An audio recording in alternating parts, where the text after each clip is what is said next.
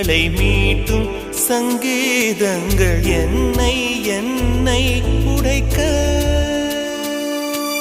கண்களை திறந்து கொண்டு நான் கனவுகள் காணுகிறேன்.